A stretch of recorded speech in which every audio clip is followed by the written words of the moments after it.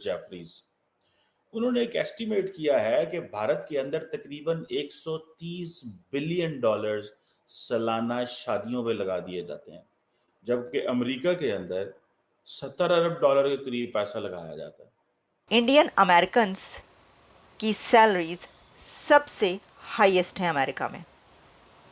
अब आप जानते हैं कि अमेरिका में, क्योंकि ये कंट्री लैंड ऑफ इमिग्रेंट्स कहलाता है, तो पूरी दुनिया से लोग यहाँ पर आकर हमारे साथ जब खेलते हैं तो उनको नियत करने की कोई ज़रूरत नहीं होती, उनको इरादा करने की कोई ज़रूरत नहीं होती, उनको हिम्मत करने की कोई ज़रूरत नहीं होती। वो समझे कि फ्री में उनकी फतह हो जाती है। फ्री में फतह कैसे हो जाती है? वो इसलिए होती है कि हम देखिए, हम ये जो वो इधर आएंगे, हम लोगों की भी यही कोशिश होगी इनको प्यार मिले।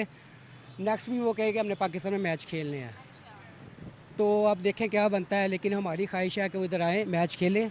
और आपकी ख्वाहिश क्यों है? मेरी ख्वाहिश इसलिए है कि पहले आते थे, मज़ा आता था मैच देखने का। तो अब देखें ना, जहाँ भी पाकिस्तान जा रहा है खेलने के लिए, अभी तो उनके ग्रुप बन गए हैं। तो और अब जो भारतीय गवर्नमेंट है वो कह रही है अपने अमीर लोगों को, सेलिब्रिटीज को, कि वो शादियां जो हैं वो भारत के अंदर करें। और कहा यह जाता है कि ऑन एवरेज, अगर बड़ी एवरेज शादी हो भारत के अंदर, तो उसके ऊपर मिनिमम जो है वो $15,000 के करीब शादी हो जाती है। $15,000 पाकिस्तान में तो मेक्स अबाउट, आजकल मेरा ख्याल है कोई 50 लाख 45 लाख के करीब पैसा बन जाता होगा। इंडिया में मेरा ख्याल है कोई ज़्यादा तो नहीं, मेरा ख्याल है कोई 15-16 लाख रुपए बनता होगा, शायद इससे भी कम बनता होगा। बहरहाल द क्वेश्चन इज, तो अब ये देखें, हमें इस चीज़ में मायूसी, ये जेलसी जो है ना, वो इस चीज़ में हम फील करते हैं कि हमारी क्रिकेट टीम जो है ना वो अपने पोटेंशियल पे भी नहीं खेलती, और ना हमारा वो इंटेंट है उस तरीके से। और उसकी सेम वजह है कि हमारा एक तो स्किल सेट तो है ही नहीं, बिल्कुल भी उनका लेवल का नहीं है। दूसरा चीज़ ये, जो हमारा स्किल्स हैं भी, हम लोग उनका सिस्टम इस तरीके का कि हम लोग जो है ना अपने प्लेयर्स को डेवलप ही नहीं करते। तो इसमें जैसा आप परफॉर्मेंस देंगे, जैसे एग्जीक्यूशन करेंगे, वही रिवॉर्ड मिलेगा। इंडिया को रिवॉर्ड मिल रहा है उस चीज़। आपने बात की राहुल द्रविड़ की, उसका रीजन एक तो यह है कि हम दादागिरी जो दिखा रहे हैं, उसका रीजन भी है। हमें मालूम है कि अमेरिका को भारत की बहुत ज़्यादा ज़रूरत है कई मामलों में, स्पेशली चाइना को लेकर और इंडो पैसिफिक के अंदर। जो भारत का वहाँ पर जो स्टेटस है, जो ज़रूरत है, वो कोई भी नकार नहीं सकता। अगर अब हमने नेगोशिएट नहीं करना, तो कब करना है? जब पाकिस्तान जैसी सिचुएशन होगी। कांग्रेस के जब टाइम था हमारा, तो हमारी सिचुएशन भी आपकी तरह ही थी। भीख माँगते फिर रहे थे सारी दुनिया से। वी वर इंटू फ्रेजाइल 5, कभी भी लुढ़क सकते थे जैसे आप लुढ़कते फिरते हो। तो वो टाइम हमने भी देखा है। लेकिन अगर आज हमने अपनी इतनी स्ट्रेंथ होने के बाद, मिलिटरीली, इकोनॉमिकली और डिप्लोमैटिकली, अगर उसके बाद भी हमने नेगोशिएट नहीं करना, तो कब करना है? तो ये तो दादागिरी दिखाने का टाइम है, दिखा भी रहे हैं। लेकिन सर, आप कह रहे हैं कि अमेरिका को बहुत जरूरत है इस वक्त भारत की, और वो भारत के साथ काम करना चाह रहा है या रहना चाह रहा है या टर्म्स अच्छे करना चाह रहा है, तो फिर ये तरह तरह की जो स्टेटमेंट आती हैं, कभी कहा जाता है कि पाकिस्तान के अंदर जो है भारत ने पैसे दिए हैं। वो भी आपने देखा होगा, उनकी जो थी एक्स एनालिस्ट, डाटा एनालिस्ट जो थी, उन्होंने भी एक इल्जाम लगाया भारत के ऊपर। उसके बाद एंथोनी ब्लिंकन ने भी कहा कि जी माइनॉरिटी के साथ गलत हो रहा है।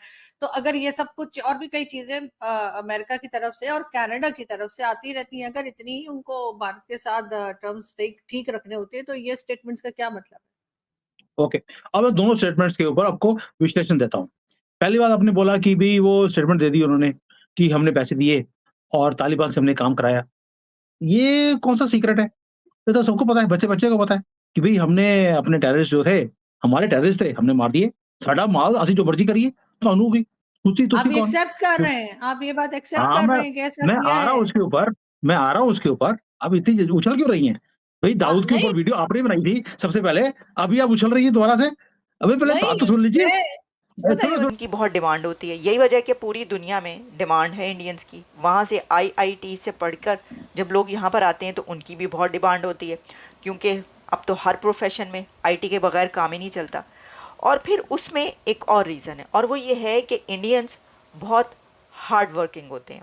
अच्छा, सिर्फ हार्ड वर्किंग ही नहीं होते, बल्कि उनमें वर्क एथिक्स बहुत होती हैं। ये बात कही जाती है कि उनके वर्क एथिक्स की वजह से इंडियन अमेरिकन जो यहाँ पर हैं वो वर्क एथिक्स में सबसे आगे हैं। टाइम पर पंक्चुअलिटी उनकी बहुत ज़्यादा है। वो ब्रेक्स लेकर, लंबे लंबे ब्रेक्स लेकर नमाज़ें पढ़ने नहीं जाते, लंबे ब्रेक्स लेकर अपनी कोई पूजा पाठ करने नहीं जाते। वो बहुत स्मार्ट हैं और स्मार्टली चलते हैं, और लोगों से उनका जो रिलेशंस है वो भी बहुत स्मार्ट वे में वो रखते हैं कि कैसे। देख, इंडिया की फॉरेन पॉलिसी आपके सामने सर, इसमें भी देख लें आप, मोदी साहब की जो फॉरेन पॉलिसी आप देखते हैं कितने स्मार्टली वो चलते हैं, कैसे उन्होंने पूरी दुनिया के साथ अपने रिलेशंस रखे हैं।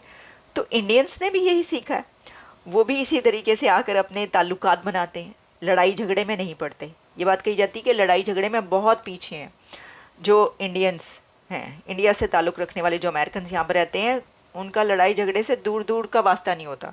इसमें जो लड़ाई झगड़े में एथनिक ग्रुप्स ज़्यादा आगे आते हैं, उसमें अफ़गानीज़ हैं काफ़ी ज़्यादा, उसमें मुस्लिम्स के काफ़ी ग्रुप नहीं समझते। गोश्त नहीं है तो समझें आप जो है ना, आपने हमारा ताल्लुक ख़त्म हो गया।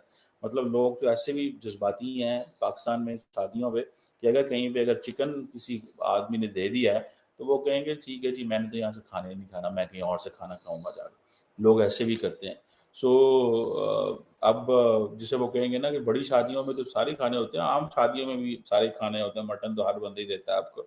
अब ठीक है, लेकिन ये चीज़ें मैं समझता हूँ कि ज़्यादा हमारा जो ध्यान है वो और चीज़ों में। इंडिया अपने पैसे के ज़रिए अपना कल्चर प्रेज़ेंट कर रहे हैं, अपनी हेरिटेज को, अपनी वैल्यूज़ को, अपने सिस्टम को, अपनी वेल्थ को, ज़ाहिर बात है। और फाइनेंशियल मसल्स तो सामने आ ही रहे हैं, फैमिली के बॉन्ड्स भी सामने नज़र आ रहे हैं कि फैमिली कितनी इंपॉर्टेंट है। हमारे साउथ एशिया में फैमिली इज़ वेरी इंपॉर्टेंट। और फैमिली के साथ, जैसे मैं आपको अमेरिका का बात बता रहा था कि अमेरिका में जो जितने भी जो आजकल स्टडी हो रही है यूनिवर्सिटियों के अंदर, और वो ये स्टडी हो रही है कि भाई कितने जो बच्चे हैं वो छोड़ रहे हैं अपने माँ बाप को। The moment they are 18 and above they leave their families, और पता ही नहीं कहाँ है और कहाँ नहीं है। और मैं ऐसे कई लोगों को मिला भी हूँ, ठीक है। सो अब इंडिया को इस सेंस में देखा जा रहा है कि अमेरिका $70 अरब लगा रहा है शादियों पे, तो इंडिया $130 अरब लगा रहा है। पाकिस्तान के पास रिकॉर्ड ही कोई नहीं। हो सकता है पाकिस्तान बहुत पैसा लगा रहा हो, लेकिन अगर पाकिस्तान लगा भी रहा होगा तो गोश्त पे लगा रहा होगा। पाकिस्तान इन चीज़ों पे, बाकी ज़्यादा चीज़ों पे नहीं, हम ये गैर ज़रूरी चीज़ों पे हम नहीं इन्वेस्ट करते, डेलिकेसीज पे, स्टाइल पे, हम गोश्त पे ज़्यादा लगाते हैं।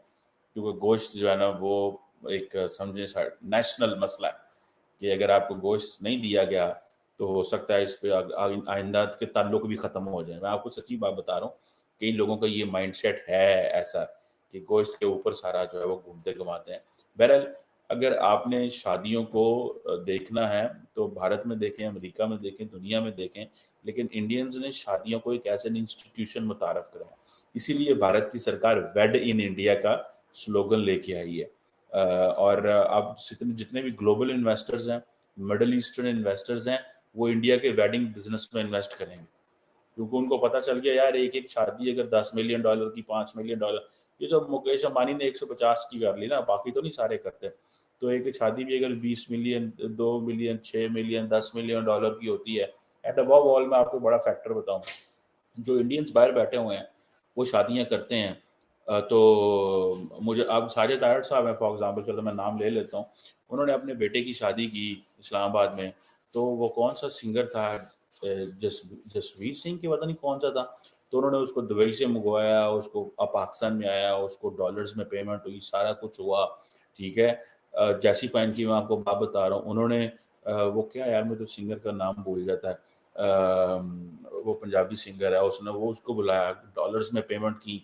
तो वो अब ये चीज़ें जो हैं आहिस्ता आहिस्ता एक प्रॉपर इंस्टीट्यूशन बनना शुरू हो गई हैं। सिंगर्स के पास टाइम ही नहीं है।